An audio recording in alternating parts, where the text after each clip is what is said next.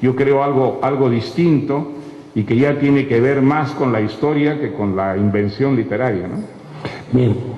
Mario, segunda pregunta. Hay ciertas constantes y obsesiones que recorren tu obra. Podemos hablar en varias de tus novelas del fanatismo, de la mediocridad, de ciertas vidas citadinas, de las frustraciones o de las dictaduras.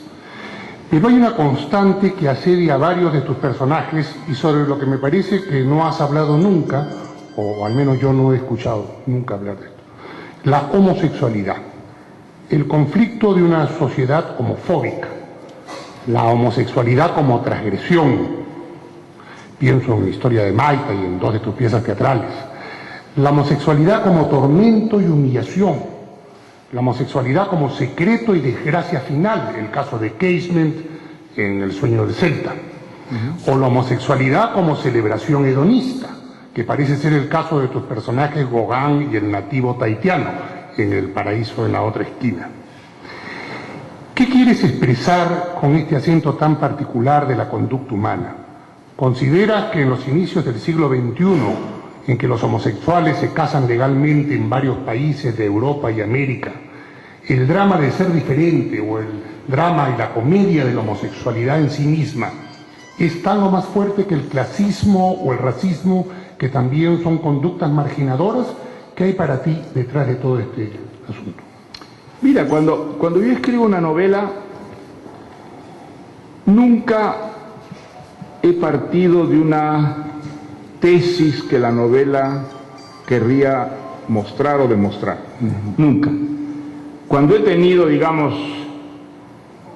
alguna tesis, alguna convicción de tipo ideológico, de tipo político, que quería defender, pues he escrito un ensayo, he escrito un artículo, he escrito una conferencia, pero para mí la novela no puede ser, no debe ser ese instrumento de divulgación de teorías o de convicciones de las que la anécdota sería un mero epifenómeno. Yo creo que quien procede así mata en embrión la ficción y instala en la ficción un elemento que es el que produce la incredulidad del lector. Creo que al novelista lo fundamental es convencer al lector de que aquello que cuenta es cierto, que aquello que está contando la novela el lector lo vive como una verdad que se está haciendo ante sus ojos. Y eso no ocurre jamás cuando el lector percibe, siente, presiente que en una novela, a través de unos personajes y a través de una historia, le quieren pasar un contrabando de tipo ideológico, de tipo religioso, de tipo político, etc. Entonces, el caso de Maita. El caso de Maita me interesaba mucho ese personaje que representa una marginalidad extrema. En un mundo donde el marxismo representa muy poco, él representa dentro del marxismo una forma extrema de marginalidad. Es un trotskista dentro de varios grupos trotskistas y su grupo trotskista tiene 5 o 6 militantes y eso es Maita, ¿no es cierto? Maita es un hombre que está en los márgenes prácticamente de todo, de la vida política, de la vida social, y entonces pensé hacerlo además homosexual para que en una sociedad machista donde el homosexualismo está muy sancionado, muy censurado, muy marginado, pues representara también una forma extrema de marginalidad que lo ponía no solo en ese margen frente a la sociedad, sino frente a sus propios camaradas. No te olvides que el marxismo, el comunismo, el trotskismo se caracterizaron por un machismo feroz. Cuba, ¿no? Un machismo como el de la Iglesia, ¿no es cierto?, que vio siempre en el homosexual un réprobo. Entonces, yo quería eso. Lo que me interesaba era el caso de la marginalidad extrema, ¿no?, de Maita. Después, en el caso de Gauguin,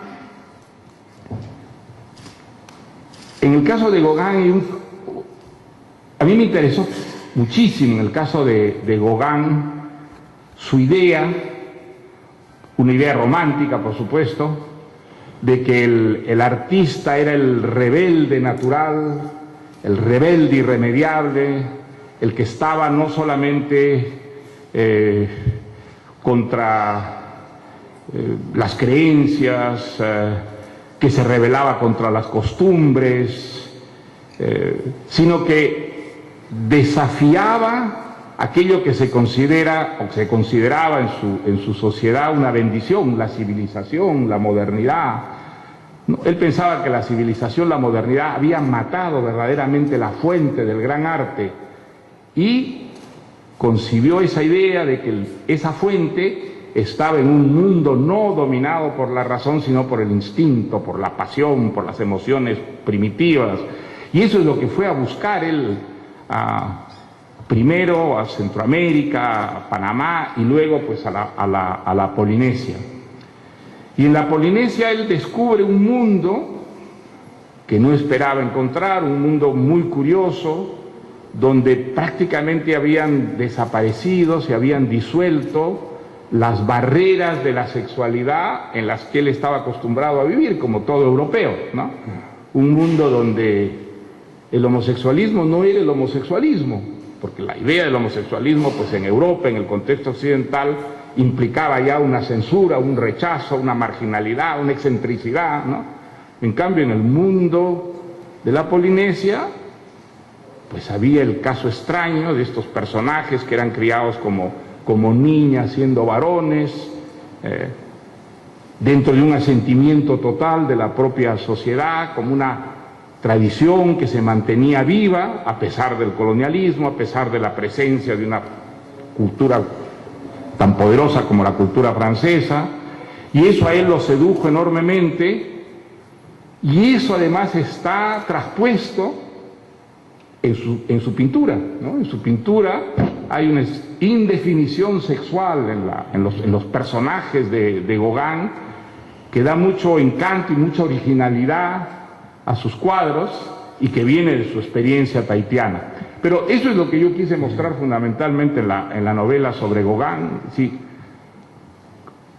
el homosexualismo creo que sí aparece, pero nunca aparece con la intención de mostrar una tesis. No, cuando se trata de eso, cuando tengo esas cosas claras, yo prefiero escribir ensayos. Para mí una novela es algo siempre muy misterioso, algo ocurre, algo leo, algo oigo, algo me cuentan, algo veo, que de pronto pues desencadena ese proceso tan extraño que es el fantasear en torno a un recuerdo, a una imagen, y de pronto encontrarme tomando notas, y de pronto sentir que ya empecé a trabajar sin saberlo en una historia que está apenas apuntando, que está apenas despuntando, ¿no es verdad? Y entonces todo lo que hago es para enriquecer esa historia, pero ese proceso tiene muy poco que ver, digamos, con ideologías, con teorías. No digo que de una historia no resulte siempre una transpiración que puedes dar de una lectura de tipo ideológico, pero jamás ha sido mi preocupación central a la hora de escribir una historia. Incluso, mira, yo detesto la dictadura, creo que si hay algo que es constante en mi vida desde muy joven es el odio a la dictadura, lo que representan las dictaduras de todo tipo. Y sin embargo no he escrito novelas como La conversación en la catedral o La fiesta del chivo por razones de tipo ideológico, sino porque me fascinaba lo que esa dictadura producía en crueldad, en maldad, en corrupción, también en heroísmo. Era mucho más lo anecdótico, lo que se refleja en ciertos tipos humanos, en ciertas experiencias humanas, en la aventura humana, lo que me ha llevado a escribir sobre temas políticos, ¿no? Bueno. Sé que acabas de salir o está en prensa un nuevo libro tuyo, La civilización del espectáculo, lo cual me anima a abordar algunos aspectos como personalmente coincido mucho, no he leído el libro aún, pero he leído un par de artículos que sacaste como adelanto del tema. Y coincido en que la revolución informativa de hoy, que ha posibilitado los adelantos tecnológicos, ha venido acompañada de una frivolización y banalización de la cultura, ¿no? Lo curioso es que contamos ahora con mucha información, pero también con muy poca discriminación de la misma, ¿no? Esto implica que en vez de asimilar más conocimientos, se produzca una mayor confusión. Ya no existe ese filtro tradicional que antes lo daba, por ejemplo, el editor, porque cualquiera puede expresarse a través de Internet, poner su blog o su página web. Entonces, sí, se ha democratizado el acceso a los medios, pero la contrapartida que la calidad de la información ha disminuido, ha sido perjudicada. Por otra parte, pienso que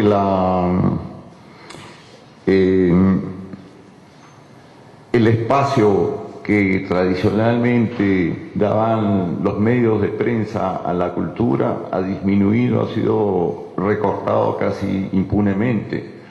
Es increíble que ahora que vivimos en un periodo de prosperidad económica, esta prosperidad no coincida, no corresponda con el desarrollo educativo y cultural.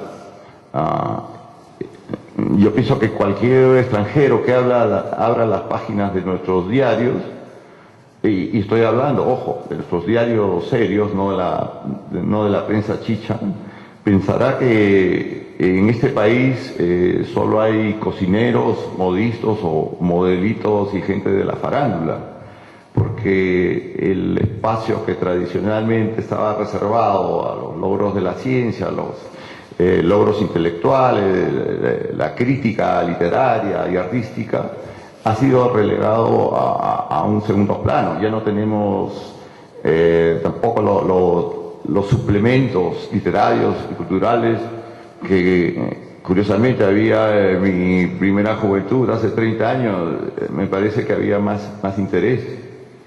Y pensar que ahora se publica mucho más y la atención hacia la cultura, estas manifestaciones es mínima, lamentable.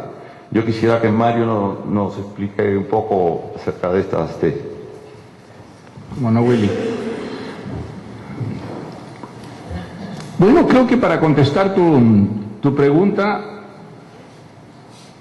habría que enlazar los dos temas que has tocado en tu exposición, ¿no? Que es París y lo que ocurre en nuestros días con la cultura.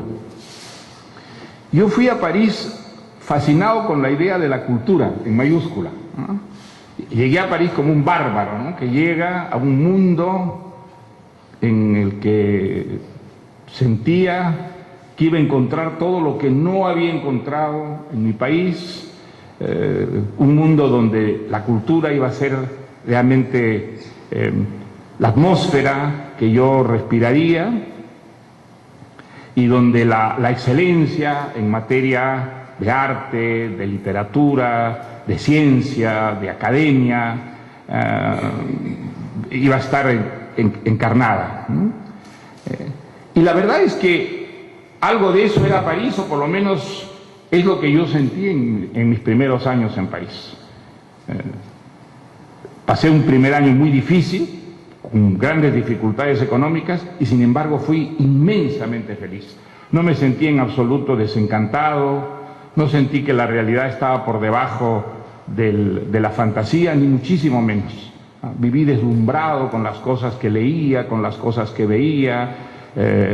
Recuerdo los debates que había en la Mutualité, ahí en el barrio latino, muy cerca de donde yo vivía, debates deslumbrantes, debates de dos políticos. Por ejemplo, nunca olvidaré yo un debate entre Michel Debré, que era el primer ministro de Gaulle, y un líder de la oposición en ese momento, que era un ex primer ministro, Pierre Mendès France, algo realmente deslumbrante, de brillantez, de elegancia, de elocuencia, de cultura,